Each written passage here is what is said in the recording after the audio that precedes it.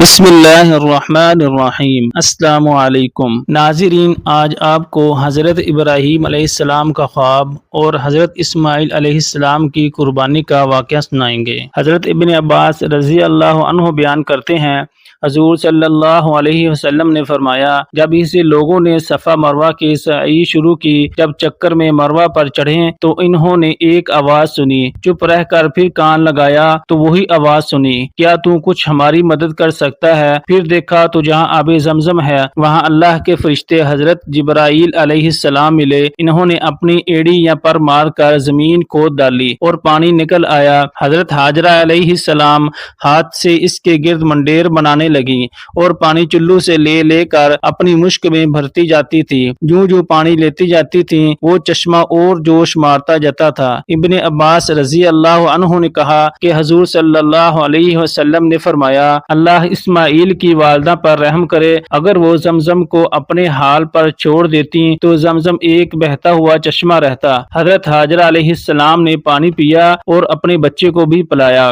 فرشتے حضرت جبرائیل علیہ السلام نے ان سے کہا، تم جان کا ڈر نہ کرو، یہاں اللہ کا گھر ہے، یہ بچہ اور اس کا باپ دونوں مل کر اس گھر کو بنائیں گے اور اللہ اپنے گھر والوں کو تباہ نہیں کرتا۔ اس وقت کعبے کا یہ حال تھا، ٹیلے ٹبے کی طرح زمین سے اونچا تھا، دائیں اور بائیں طرف سے برسات کا پانی نکل جاتا تھا۔ ہاجرہ علیہ السلام نے ایک مدت اسی طرح گزاری۔ چند روز کے بعد یہرم قبیلے کے لوگ یا کچھ گھر والے جو قضا کے راستے مکہ کی بلند جانب سے آ رہے تھے ادھر سے گزرے، وہ مکہ کے نشیب میں اترے، انہوں نے ایک پرندہ دیکھا جو وہاں گھوم رہا تھا، وہ کہنے لگے، پرندہ جو گھوم رہا ہے ضرور پانی پر گھوم رہا ہے، ہم تو اس میدان سے واقف ہیں، یہاں کبھی پانی نہیں دیکھا۔ انہوں نے ایک یا دو آدمی خبر لینے کے لیے بھیجے، وہ آئے، دیکھا کہ پانی موجود ہے، پھر اپنے لوگوں کے پاس لوٹ گئے، ان کو پانی کی خبر دی، وہ بھی آئے۔ حضرت محمد صلی اللہ علیہ وسلم نے فرمایا، اسماعیل علیہ السلام کی والدہ وہیں بیٹھی تھی، ان لوگوں نے کہا ہم یہاں اترنے کی اجازت دیتی ہیں، انہوں نے رہنے کی اجازت دے دی اور کہا پانی میں تمہارا کوئی حق نہیں، ان لوگوں نے قبول کیا۔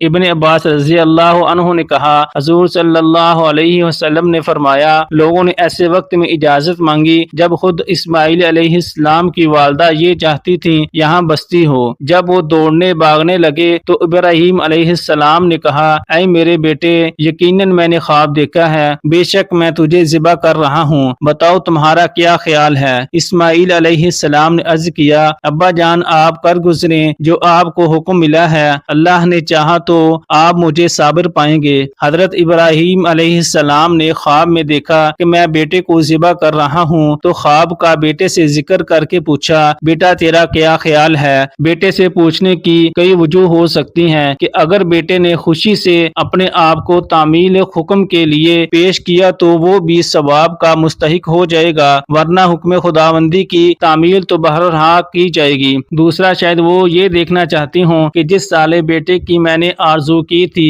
کیا واقعتاً وہ صالح بیٹا ہے۔ تیسری وجہ ظاہر ہے کہ خواب کا تعلق بیٹے سے بھی ہے، لہٰذا بیٹے سے پوچھنا مناسب ہے۔ ابراہیم علیہ السلام نے کہا، بیٹا میں خواب میں دیکھتا ہوں کہ میں تجھے ذبح کر رہا ہوں، اب تو بتا تیرا کیا خیال ہے؟ حضرت اسماعیل علیہ السلام نے عرض کیا، ابا جان جو کچھ آپ کو حکم دیا جا رہا ہے اس کو کر ڈالیے، آپ انشاءاللہ مجھے صابروں میں سے پائیں گے۔ حضرت اسماعیل علیہ السلام کا جواب آداب فرزندی کی معراج ہے۔ اسی واقعہ کے بارے میں علامہ اقبال نے کہا تھا، یہ فیضان نظر تھا یا کہ مکتب کی کرامت تھی، سکھائی کس نے اسماعیل کو آداب فرزندی۔ باپ اور بیٹا بڑے پر اعتماد طریقے سے میدان منع کی طرف جا رہے ہیں، اسی اثناء میں ابلیس لائن راستے میں کھڑا بڑے اضطراب کے ساتھ اثار و وفا کے پیکر ان کا راستہ روکنے کے لیے کھڑا ہوتا ہے۔ اللہ تعالیٰ کی یہ عبادت اطاعت کا عظیم الشان اور عظیم المثال مظاہرہ شیطان مردود کو کس طرح دیکھ سکتا تھا؟ چنانچہ شیطان بھاگم بھاگ حضرت ہاجرہ علیہ السلام کے پاس گیا اور کہنے لگا،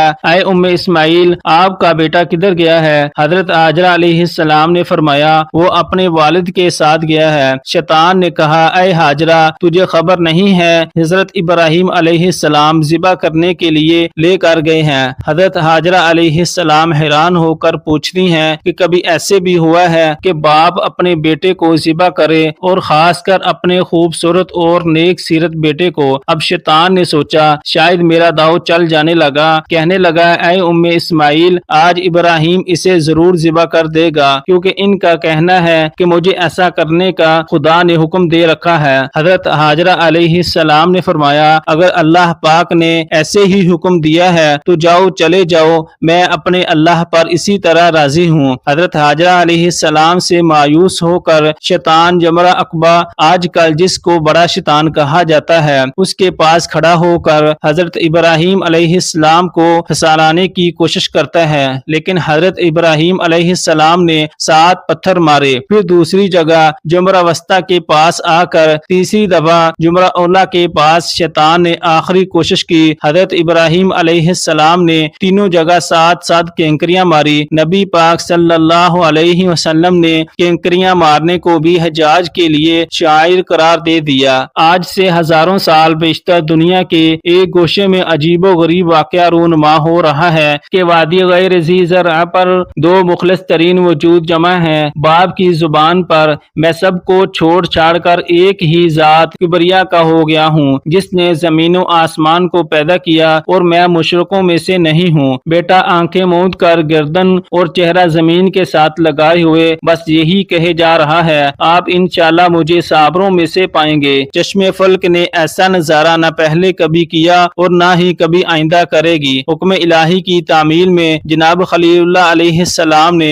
جگر گوشے کو پیشانی کے بل کنکریلی زمین پر لٹایا تاکہ پیارے اور معصوم رخ زیبا کو دیکھ کر پدری جذبہ استقامت راہ میں حائل نہ ہو جائے۔ جب باپ بیٹے نے سر تسلیم خم کر دیا تو ابراہیم علیہ السلام نے بیٹے کو پیشانی کے بل لٹا دیا۔ جس بیٹے کے لیے مدت مدیر دعائیں مانگی تھی، جس کی خبر گیری کے لیے بلوں سفر کیا تھا، جس کو حاجرہ علیہ السلام نے پیار کی لوریاں دی تھی اور جس چہرے کو چوم کر اپنے دل کو تنہائی میں تسلیم دیا کرتی تھی، آج وہی چہرہ مٹی میں لتھڑا ہوا الٹا پڑا ہے۔ حضرت ابراہیم علیہ السلام نے بیٹے کو زمین پر لٹا کر یہ ثابت کر دیا کہ اللہ کی رضا جوئی کے لیے ہر چیز قربان کی جا سکتی ہے اور یہی راستہ ہے جس سے آدمی اصل نیکی تک پہنچتا ہے۔ تم نیکی کو ہرگز نہیں پا سکتے جب تک اللہ تعالیٰ کی راہ میں وہ چیز خرچ نہ کر ڈالو جس کو تم بہت عزیز سمجھتے ہو، اور جو کچھ تم خرچ کرو گے اللہ اس کو خوب جانتا ہے۔ حضرت ابراہیم علیہ السلام نے کوئی کسر اٹھا نہ رکھی، لیکن اللہ کا فضل و کرم اسماعیل علیہ السلام کو بچا کر ایک دمبے کی قربانی قبول کی، کیونکہ مقصود امتحان تھا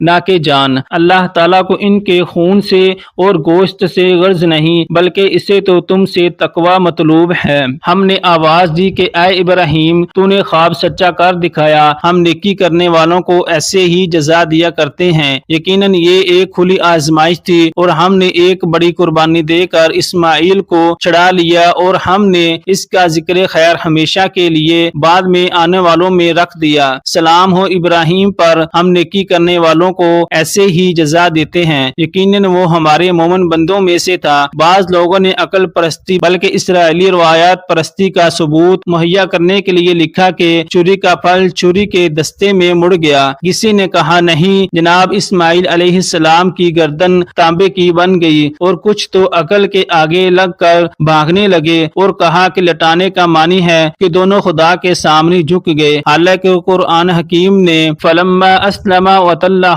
للجبین کے الفاظ کہہ کر آگے اس کیفیت کو اہل نظر پر چھوڑ دیا۔ اور اس شخص سے بہتر کس کا طریقہ زندگی ہو سکتا ہے جس نے اللہ کے سامنے سر تسلیم خم کر دیا اور اپنا رویہ نیک رکھا اور یکسو ہو کر ابراہیم کے طریقے کے پیروی کی، اور ابراہیم کو اللہ تعالیٰ نے اپنا دوست بنا لیا۔ اور جب حضرت ابراہیم کو اس کے رب نے چند باتوں میں آزمایا اور وہ ان سب میں پورا اتر گیا تو اس کے رب نے فرمایا میں تجھے سب لوگوں کا پیشوا بنانے والا ہوں۔ ابراہیم نے عرض کیا کیا میری اولاد میں سے بھی یہی وعدہ ہے؟ اللہ تعالیٰ نے فرمایا میرا وعدہ ظالموں کے ساتھ نہیں ہے۔